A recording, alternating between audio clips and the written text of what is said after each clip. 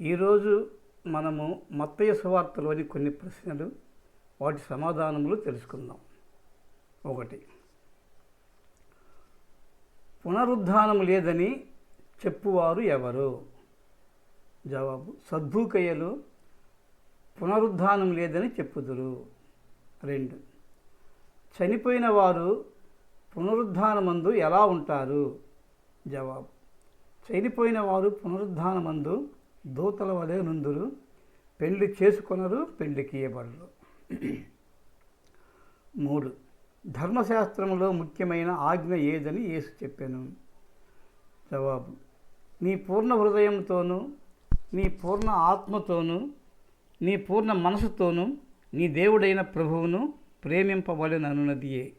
ఇది ముఖ్యమైనది, మొదటిది అని యేసు చెప్పాను. 2వ ఆజ్ఞ ఏది? నిన్ను వలె నీ పొరుగువారిని ప్రేమింపవలెననున్నదియే 2వ ఆజ్ఞ. 5. అంతము వచ్చు దినములలో దానియేలు ప్రవక్త చెప్పిన ప్రకారము నాశనకరమైన హేయ వస్తువు ఎక్కడ నిలుచును? అంతము వచ్చు దినములలో దానియేలు ప్రవక్త చెప్పిన ప్రకారము నాశనకరమైన హేయ వస్తువు పరిశుద్ధ స్థలమందు నిలుచును, తరువాత అంతము వచ్చును. 6. బుద్ధిగల కన్యకలు తమ దివిటీలతో పాటు ఏమి తీసుకుని పోయిరి? జవాబు: బుద్ధిగల కన్యకలు తమ దివిటీలతో పాటు సిద్ధెలలో నూనె తీసుకుని పోయిరి.